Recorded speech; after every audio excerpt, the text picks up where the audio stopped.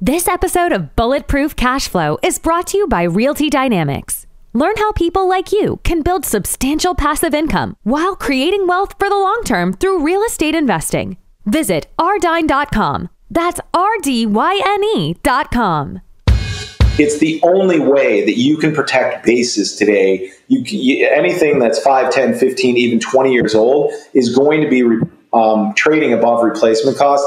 And ultimately, you've been in this business long enough. These distortions, they can last for a while, but when they correct violently. And we don't want to be the ones holding the bag with 90s product that's trading above replacement cost because it works on Excel today.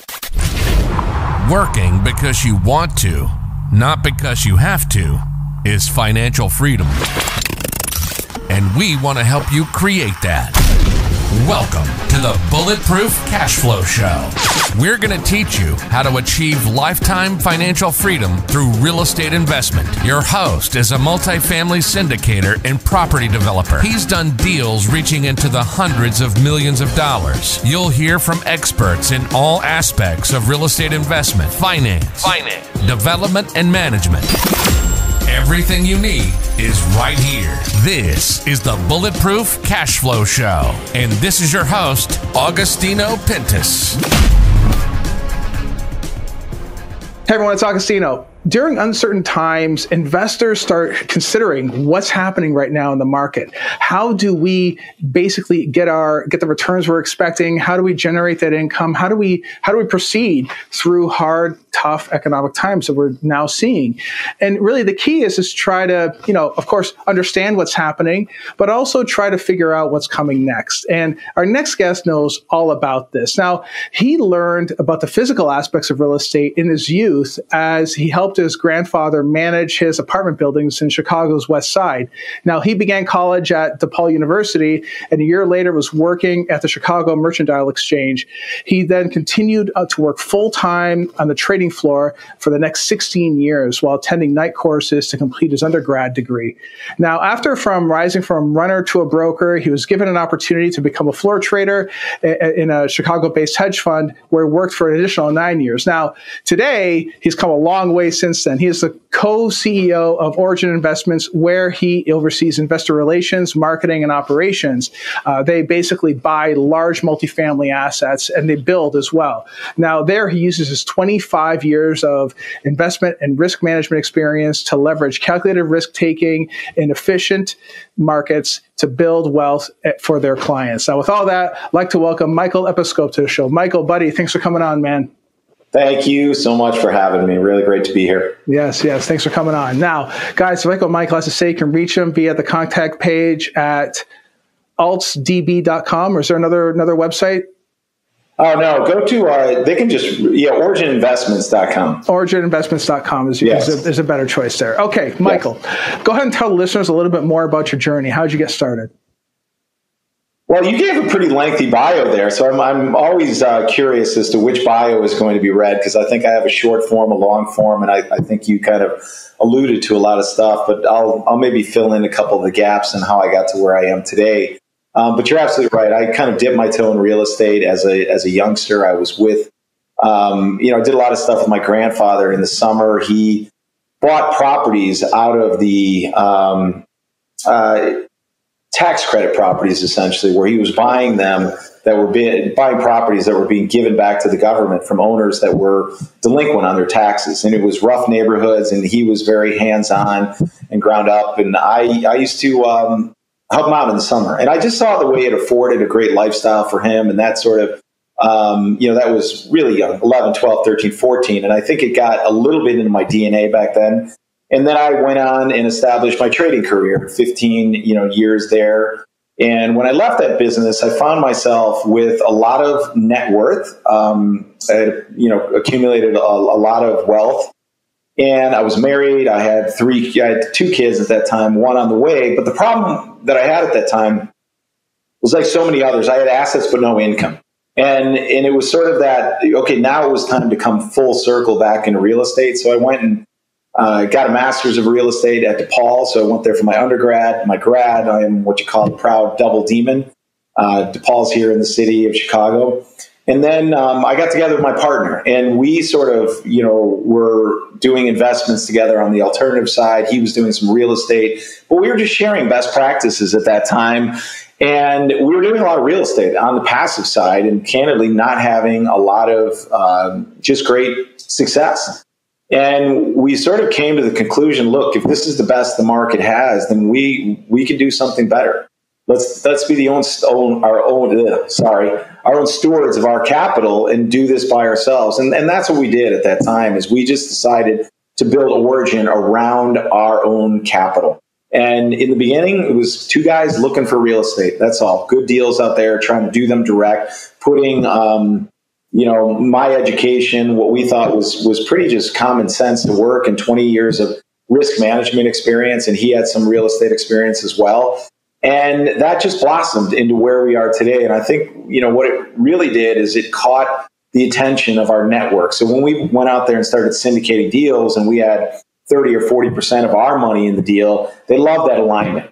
And so we've always believed in alignment and being on both sides of the table as a manager, as an investor. We invest in all of our own deals. We started our fund business back in 2011. That was Fund 1. It seems like a long time ago. And I guess in some ways it seems like it was yesterday. I can't believe we're on our 5th fund today. We have 4 open funds. We have 3,000 investors. We have 2,500 units under management. All we do is multifamily. We have another 4,000 in our development pipeline. And our strategy just involves building, buying, and lending to Class A multifamily real estate in the southern market, so the Southeast Texas and the Southwest. And we've had a great run, really great run in the last 10 years. Have a phenomenal team. That's one of our greatest assets. And we've been blessed to have returns in the top 10% of managers, and we're ranked there by Preqin today. So a lot of good things have happened to me over the years. Really, it's about the people that have come along on this ride together with us to help form Origin and make it the company it is today. Excellent. So now, right now you're focused just on certain specific markets, or is it like a whole state then? Because I know you said Southeast, but is it just one specific area? What sort of places are you targeting?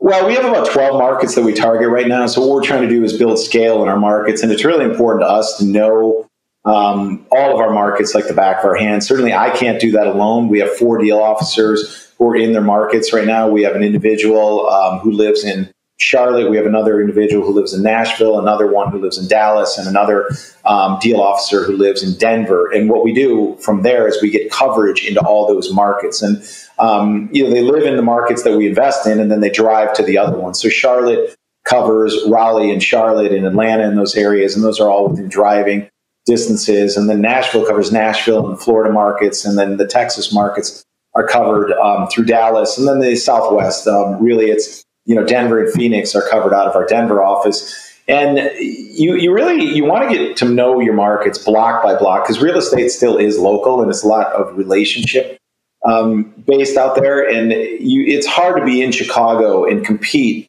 with people who live in their markets in Texas and Florida and places like that. So we always believed, in the last 6 years, this has changed, but, having those boots on the ground and building those relationships and understanding, we never wanted to be that dumb money flying from out of town and just not really understanding the market and being, the group that paid too much for a deal. Yeah, I was just going to say that, because it sounds to me like the deal officers are basically your boots on the ground. They work for the group, they work for the company, and they're the ones that establish the relationships with the brokers. They know a good deal. They know a bad deal. They know block by block, like you said.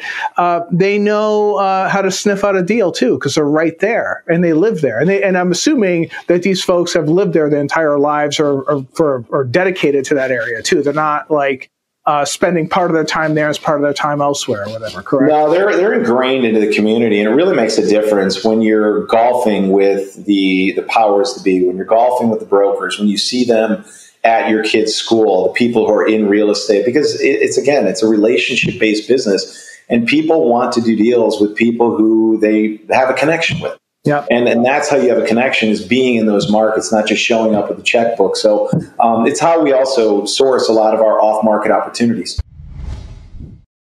Hey, Augustino here, and I would love to connect directly with you. Text the word books to 844-428-1344 to receive weekly book recommendations from me. Yeah, yeah. But I think what's also important to note too, and I know I reiterated on the show, I've done it a bunch of times now, is that you guys are focused on just a handful of markets here. You guys are not scattered throughout the entire country with 100 units here, 100 units there. It's you guys have clear focus, and you're doubling, tripling down on specific areas, which is what I believe to be a big part of your success, right? Yeah, and it's, like I say, there's a lot of common sense in this business too, and we all see what's going on with the demographic changes from COVID, but that's been going on for 50 years. And, the markets we're in, they're tax friendly. They're, generally almost, I would say half of our markets are zero tax states. They're climate friendly. They're not, you're not in Chicago here. I mean, it's ironic, but we're headquartered here, but we don't invest here because of the fiscal situation, because of the weather, because we just have an outpouring of population as well. So you have to be where people are going, where the jobs are, where companies are going to as well. And it's why we're not in places like New Jersey. It's why we're not in California, in those places. I love California. New Jersey's nice as well. They probably make great investing for certain asset types. But I think you really have to be in front of the trend and understand where the demographic wants to be and why. And we all see what's going on with this work from home. It's not stopping. I think we're in the second inning maybe right now. Yeah. I hate to use a baseball analogy, but I think we've seen the first wave of people mobile moving to these markets. And that's only going to continue over time. Now, why keep the headquarters in Chicago if you know that there's a mass exodus taking place? Why stay there? Just curious. Inertia. That's it. Yeah. That's where I'm from. That's where my partner's from. That's where we started things here. Yeah. It's where we're raising our families. It's where we live. And, candidly, when I think about, sort of the next chapter of life, do we want to live in Chicago? Well, I'm about 3 or 4 years away from being an empty nester. And what I love about this new economy is that I can actually now, move wherever I want. My wife and I can, so if we want to have a second home somewhere, we can be there for 6 months and work remotely. We found ways, to make it work for our team members and then others as well. So it does give you some flexibility. I mean, certainly you can't augment what happens in an office on a day-to-day basis, but we also want people to be happy.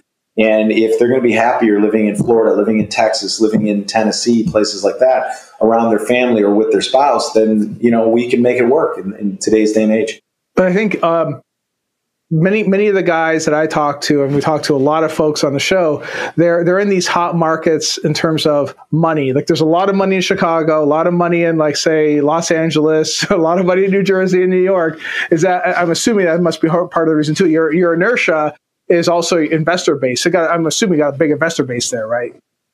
We have a big investor base in Chicago, but candidly, the investor base here doesn't want to invest in Chicago. They want to invest in places like Nashville, Austin, Southeast, where they don't have access to other deals. So I think we provide something to our Chicago-based investor group that they generally don't have access to. But we have about 3,000 investors now at Origin, and I would say 20% of them, or a little bit less, maybe about 18% are here in Chicago, but the rest are spread out all over the nation. Yeah. Hey, listen, I love Chicago. I think it's a great city. I would never want to invest there. No offense. Yeah. I would say my heart is here in Chicago. My money is elsewhere. Right. That's right. So when we're talking in the green room and, we're just, talking and we're heavy on development. That's what we do. And you guys are doing the same sort of thing. As a matter of fact, we thought it was kind of funny that we both your group and our group has shifted away from acquiring stabilized assets and moving more towards the build model. So let's talk a little bit about that. So much of this stuff would be a repeat from the green room, but why did you guys choose to do the same thing that we're doing? Like in terms of like getting away from these, maybe B and C type of assets, the value add type of deals that many guys like us were getting into and now turn to development. Why did you guys choose to do that? Yeah, I mean, it comes down to a risk reward. That's all. So we haven't bought an existing asset in more than 3 years, and it might, to some, seem counterintuitive that you go into development and it's less risky than buying brand new. But we fundamentally believe that. And what we saw happening 3 years ago, we were early, and COVID obviously has buoyed real estate prices considerably. So I would say that we were probably wrong, but I wouldn't change. Like our decision-making process was correct. Obviously, nobody knew COVID was happening. Nobody knew that we were going to get this lift from what happened in rents and this demographic change. But at that time, going back 3 years ago, we were heavy into the value add space. But the deals that were being brought by our deal team, they were starting to bump up against replacement costs. So at that time, let's call it, replacement cost, just for easy numbers, was $200,000 per unit in certain markets. Well, we were seeing deals that were coming to us at $170,000, $180,000, and so if you go all the way back to the Great Recession, when you were looking at, 2010, 11, 12, 13, you were buying deals at 50% of replacement cost, 60%, 70%. Well, now it was looking more closer to 90%. And when you have a value add deal that's 12 years old, 15 years old, and you have to put $20,000 per unit into it, then you have to make a profit on top of that. But we were selling well above today's replacement cost, and back then. And it just, one thing about real estate is you always have to beware of replacement costs. It's not the only governor. There's a lot of times barriers to entry, things like that. But in multifamily real estate, especially in the way we build and where we are in the markets, that's generally the governor that you're going to have on value. And you're not going to have 20, 30-year-old property trading $100,000 below what you can build for it today. Otherwise, you're just going to build and build and build until those metrics come back into line.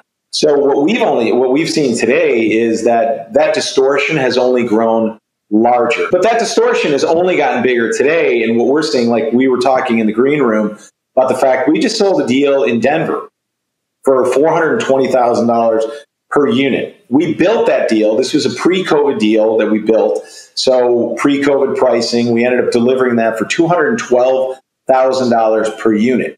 We could build that deal today for $280,000 per unit, and there are no barriers to entry. It's not a property you want to own for the next 50 years. And that deal traded 50% above replacement cost. We wouldn't touch that with a 10-foot pole because you have the cap rate on that deal was 3.25, 3.5. On forward with growth assumptions, with everything else, and you're borrowing today at 4.5. The math does not work in those situations. So we are fine, more than fine. We're happy to do ground up development. We're happy to lend.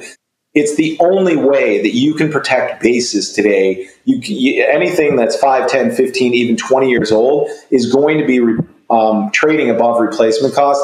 And ultimately, you've been in this business long enough. These distortions, they can last for a while, but when they correct violently. And we don't want to be the ones holding the bag with 90s product that's trading above replacement cost because it works on Excel today. Well, I will tell you this, it works until it doesn't work. And that I wouldn't go into value add above replacement cost today or even slightly below, touch that with a 10-foot pole. Yeah, I mean it's the same thing that we chose to do the shift as well. Product here in Cleveland anyway, C-class stuff, 30, maybe 40K maximum, where your rents are 5 to 6, maybe 650 on average, something like that. In those ranges depending on the cost. But now you're seeing C-class stuff built in the 60s trading at a 5.5 cap. It's like I could build stuff for the same amount of money, just about, for a better return and not deal with, in our case, many of the local government issues that they present. They throw up these barriers, everything from lead paint stuff to rental registration, these other informal ways to tax the landlords, right?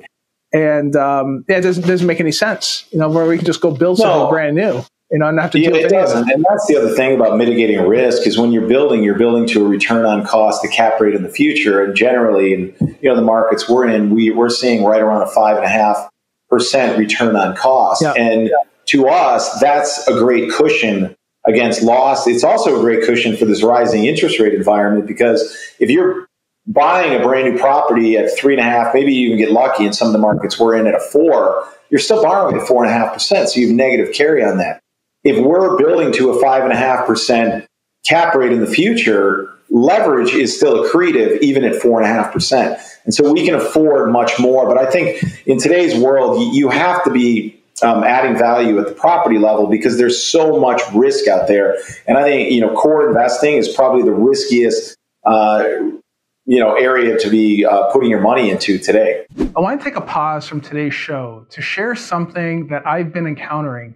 As I speak to many investors, there's this concern, and the concern is centered around the inflation we've been experiencing and the devaluation of our currency.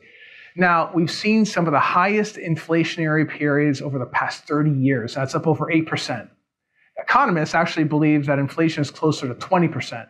Some say it's even more. Now, what does this mean for you? Well, it means that money that is sitting in your bank account or self-directed IRA that's not invested in physical assets that hedge against inflation are losing buying power.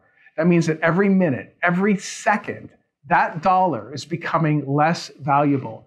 You see this every day. You see this in the groceries you buy, the gasoline you buy, everyday items that you're buying on a daily basis are becoming more and more expensive, and you're using a less powerful dollar to buy these items.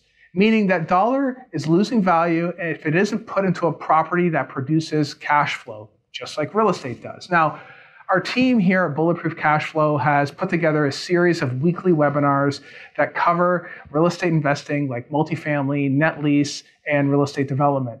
Now, these are purely educational webinars. In these webinars, we talk about why real estate offers a powerful opportunity right now and why it makes sense to invest in these assets today. So, if you're interested in real estate or want to have the opportunity to get involved as a hedge against inflation yourself, I encourage you to go to bulletproofcashflow.com/webinars. That's bulletproofcashflow.com/webinars. Now you go there, these webinars are 45 minutes and they cover different topics every week. We go over the things you need to know to avoid some of the common pitfalls when it comes to investing while getting you prepared to invest your paper dollars into a real physical asset. Now, if you can't make the webinars, just go ahead and register and we will send you a recording that you can watch at any time. And by the way, these webinars are entirely free. There's no cost to you. This is just something that we do to educate our folks out there. So if you're enjoying this episode, please like and subscribe to Bulletproof Cash Flow. It helps the channel tremendously when you do. Now let's go ahead and get back to the show. No, it's funny. You mentioned risk. There's an investor that I spoke to. He's looking to invest in like C-class stuff, stabilized stuff. It doesn't have to be C, B, and C, I guess. And right now, just like you, we haven't bought anything since last year. So it's actually just been just about a year now. Yeah, about a year. It was just about 300 unit deals. Last one we did, about $38K a door.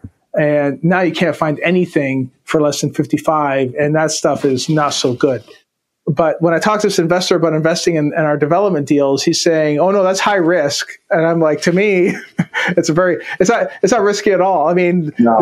This deal that we're building right now here at the Rockefeller it's next to 10,000 jobs. The other deals that we're building are right around 20,000 new jobs by the Cleveland Clinic. So it's to me, there is no risk. I mean, those people need a place to live, right? How do you push back on those investors that think that there's a level of risk and some development stuff that you guys are doing?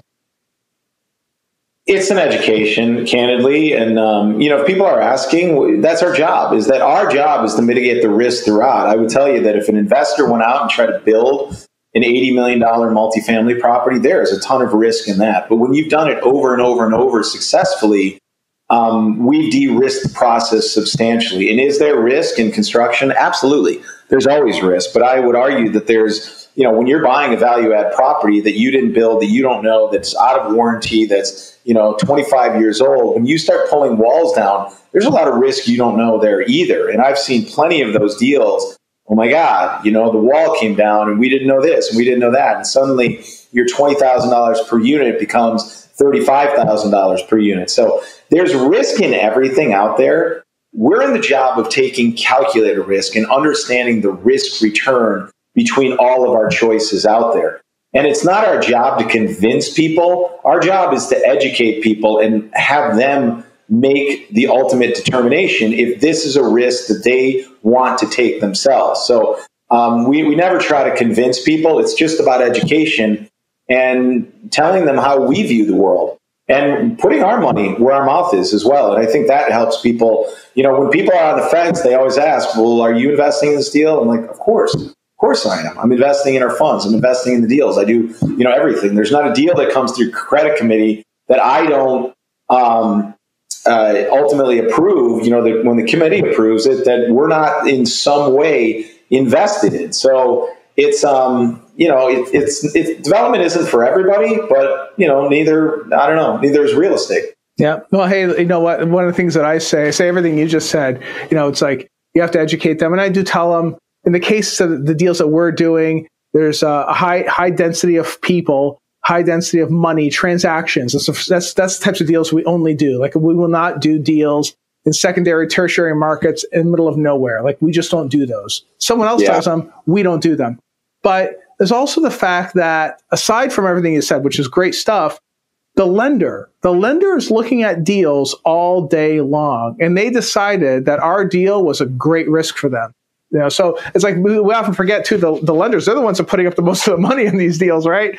And they're going to stroke a $25 million check to do a deal. We of course have to come up with the equity for that, but still, it's like they have to believe in it too, and they look at this stuff every single day. And they know bad deals because they see them too. The bad ones, they know the good ones, right? So yeah, they do. Lenders are pulling back, certainly, and they generally have 35% equity above them. So they're and the lender, when you talk to lenders out there, they're betting more on the jockey than the horse in those situations. So they want to be with experienced sponsors. They're going to lend to these things. They're going to have plenty of collateral there, experience, and what they want to know is that is the deal going to get done? Right. And they want everybody to make money in those situations. So yes, a lot. All parties are interested in making these deals work, and 90% of the time they do. It's that 10% of the time you gotta watch out. Yeah. And speaking of that, I think part of the reason why these lenders are getting a little bit skittish is just because of what's happening in the economy today. Like right now, obviously over COVID, we printed off way too much cash. I think that that's obviously one of the major reasons why we're seeing this inflation. We're seeing a slowdown. We're seeing an increase in rates.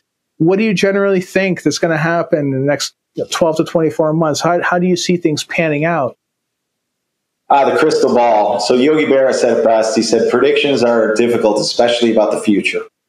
So I will do my best. For us, I think this has been one of the most violent. I actually traded interest rates in my previous career, and I did that for 15 years. And this is one of the most violent moves I've ever seen. I mean, it's hard to believe, but a year ago we were, the 10-year was at 1.5%, and today it's sitting here at, I don't even know what it is today, 3.3, 3.4, right around there.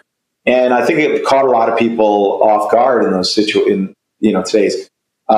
environment. But what you also have to remember is there are a lot of individuals, millennials right now, who are sort of in this rental age. They're in this home buying age, and they're sort of peaking. They're about 32 years old right now, which is the peak age for buying a home. And they all want to buy a home right now.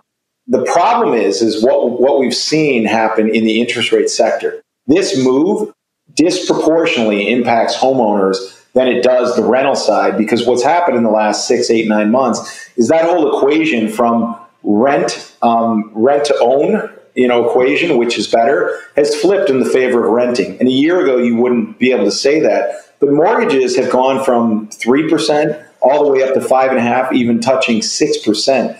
And you've also had this rapid increase in the cost of housing. So homes in many markets, especially in the southern markets where we're in, they've appreciated 30, 40, 50%. And then you add on to that your mortgage costs that are 80 to 90% higher. That equation doesn't work. So you have 20 million individuals today who no longer qualify to buy a home.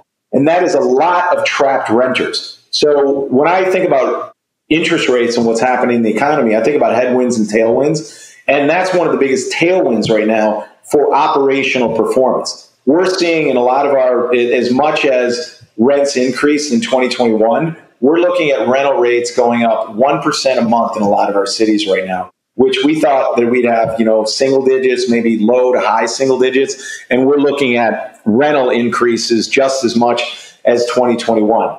Where it does hurt is on the financing side. And this is what we talked about earlier, which is you don't go out and buy a 3.5 cap in real estate and borrow at 4% so you can pay the bank every month. It's cash flowing asset. You have, debt should be accretive.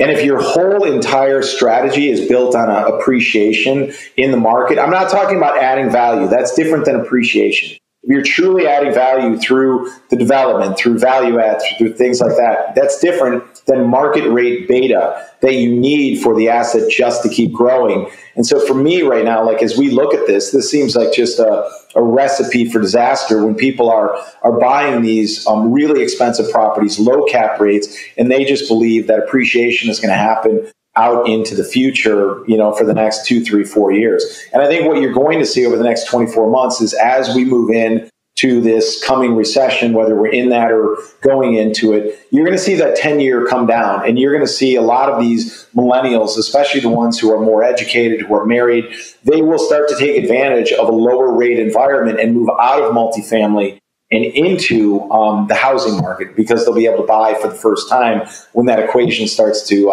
flip in the other direction. And so, that's my sort of best guess over the next 24 months. You could have me back in 24 months to see if I was correct, but that's kind of how I see things playing out because we've never had a recession before where the 10-year hasn't come down by at least 150 basis points. So if you do the math there, we should be under, 2%, but that's going to, happen with a lot of pain in the economy, and that's not a good thing. So today, operational performance is great. Financing is tough in multifamily. In the future, we might have the opposite, giving back some of those operational gains, but saving money on, in the capital market side, on the financing side.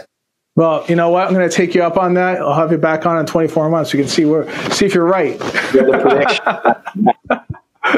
Yeah, it's funny that cash flow has always been king. It's one of our mantras for obvious reasons.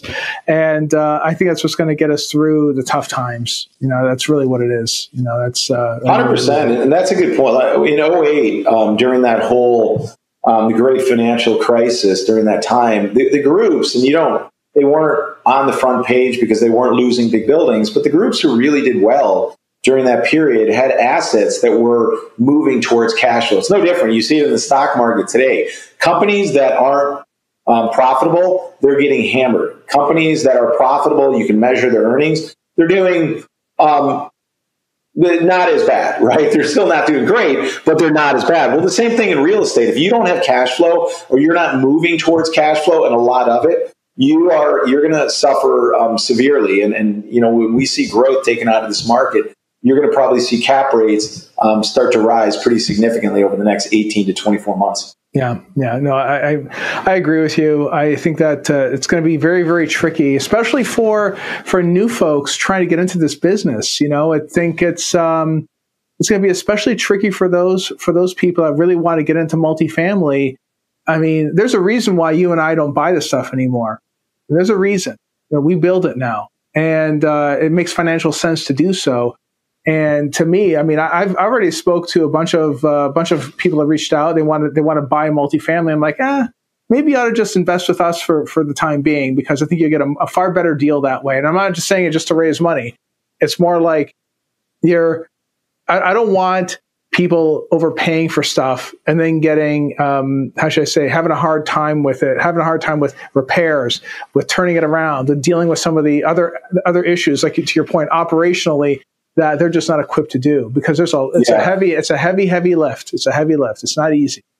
It is. You'd be surprised the number of do-it-yourself investors or former do-it-yourselfers we have in our investor base. And I think everybody goes out there with the idea that they can learn, they can do this. It's not that simple. They don't want to pay fees. But what they don't value is their time or the unknowns out there. And I think it's only when you experience it and you go into this, you realize how challenging it is to be a landlord. And you also realize that what you kind of put together on paper and what the future looks like, they're never the same. And you end up making less money. It's more of a headache, and it's hard to get ahead doing that. Some people do it very well, but it's hard to do it part-time and really beat people like us, people like you, people who have, teams to be able to do this. And I, if somebody needs to scratch that itch, I always try to help them. But we certainly have countless number of examples of people who used to do this, who really enjoy the passive nature of investing in real estate. Yeah, I think it all depends on what their true interest is, because before you and I even hit the record button here, we talked shop for 40 minutes, just for fun, just to see how things are going, and because we're in the game, we enjoy it, we like it. But for someone they'll do it yourself, or that's trying to save on those fees, for instance, that may not be what they really want to do. Like, does someone really want to take on trying to buy a 60-unit apartment building or something like that and try to run it yourself? I mean, and by the way, it's a high level of risk in doing a 60-unit apartment building. People don't look at it that way. Yeah. Very, very risky. It's for you, right? There's nothing more expensive than free labor. Yeah. Okay. So we learned that, just you have to, you pay for it, right? Or you pay for it in another way. Yeah, that's right. So we covered a lot of stuff here today, Michael. What would you say if you have bulletproof advice for someone listening right now? What would you tell them? Oh, good question. I mean, I covered so much on this, this discussion right now. It's just continue to educate yourself. So watch things like this. Use your judgment. Use your common sense. Tangibly, I don't go into value add. Don't chase right now. Don't go into core real estate. Don't just go into a real estate fund to go in there. Find companies who are adding value, have a great track record, work with people who are putting money, investing with you. There's never 100% in anything. But I think when you apply some common sense to this, when you educate yourself, you're going to do very well over the long run. Yeah, no, I agree. Love it. All right, guys, if you want to reach out to Michael, you can reach out to him via his website at orioninvestments.com. Hope you got some insight on development. Hope you got some insight on also where Michael believes that the economy is going to head. We're going to have him back on in 24 months because he said he would come on. And he's going to share with us the outcome of how things went. Thanks for tuning in, guys. I'll see you next episode. Take care. You've been listening to the Bulletproof Cash Flow Show. We hope you've enjoyed the show. We know we had fun. Make sure to visit our Apple Podcast page and leave us a 5-star review. We hope you've gotten some useful and practical information from the show. For real estate coaching, events, and resources, hit up bulletproofcashflow.com. Till next time.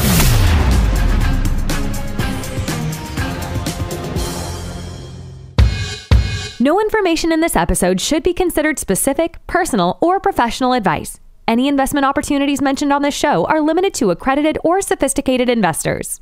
Any investments will only be made with proper disclosure and subscription documentation and subject to all applicable laws. Please consult an appropriate tax, legal, real estate, financial, or business professional for individualized advice.